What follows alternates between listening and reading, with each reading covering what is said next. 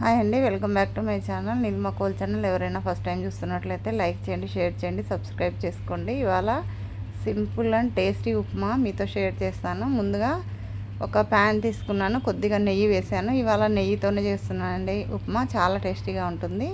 ఒకసారి ఇలా ట్రై చేసి చూడండి. ముందుగా జీడిపప్పును వేయించుకున్నాను నెయ్యిలో. ఇదే ప్యాన్లో ఉప్మా రవ్వ యాడ్ చేస్తున్నాను. ఇక్కడ నేను 1.5 కంటే ఇంకా తక్కువ రవ్వ వేసానండి. దీన్ని కొంచెం లైట్గా వేయించాలి. ఇట్లా రవ్వ వేయిస్తే బాంబే రవ్వ కానీ బన్సీ రవ్వ కానీ ఈ విధంగా వేయిస్తే టేస్టీగా ఉంటుందన్నమాట ఉప్మా. తర్వాత ఇంకొక ప్యాన్ తీసుకున్నానండి. ఇందులో కొద్దిగా నెయ్యి వేసుకున్నాను. ఈ నెయ్యి వేడెక్కిన తర్వాత పోపు దినుసులు, ఆనియన్, పచ్చిమిర్చి, కరివేపాకు వేసుకున్నాను. కొంచెం హెల్తీగా చేయాలంటే ఇందులో జీడిపప్పు, పల్లీలు, వేయించిన పల్లీలు, క్యారెట్ తురుము వేసుకోండి, లేదంటే స్ప్రౌట్స్ కూడా వేసుకోండి. ఇంకా హెల్తీగా ఉంటుంది ఉప్మా, టేస్టీగా కూడా ఉంటుందన్నమాట. నేనైతే ఇవాళ క్యారెట్ తురుము, జీడిపప్పు మాత్రం వేస్తున్నాను. వేయించిన పల్లీలు అట్లా ఏం వేయలేదండి, ఎందుకంటే మా ఇంట్లో పల్లీలు వేస్తే నచ్చదనమాట ఉప్మాలో. సో ఇవి వేగిన తర్వాత ఒక టొమాటో యాడ్ చేస్తున్నాను. ఈ ఉప్మా నేను ఒక పప్పుల పొడి చేస్తానండి. అది ఆ పప్పుల పొడిలోకి చాలా బాగుంటుంది, ఊరగాయలోకి కూడా చాలా బాగుంటుంది అనమాట. ఒకసారి డెఫినెట్గా ట్రై చేయండి.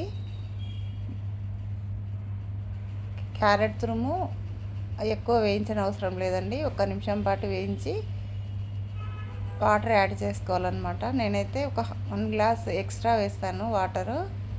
ఇక్కడ 1.5కి తక్కువ కదా. నేను వాటర్ వచ్చేసి ఒక 3 గ్లాసెస్ కంటే కొంచెం ఎక్కువ వేసాను.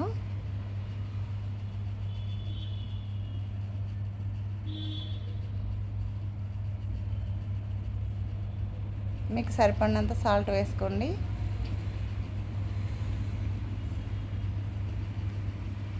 మరిగేటప్పుడు ఈ రవ్వను వేసేయాలన్నమాట. చాలా ఫాస్ట్గా, చాలా టేస్టీగా అండ్ హెల్తీ ఉప్మా రెడీ అయిపోతుంది.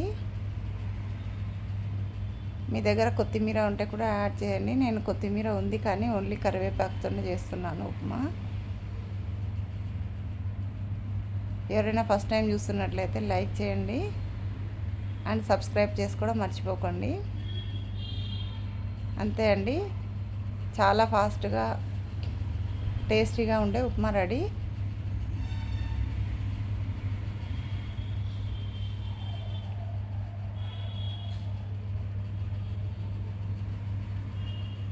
Thank you for watching. Please subscribe.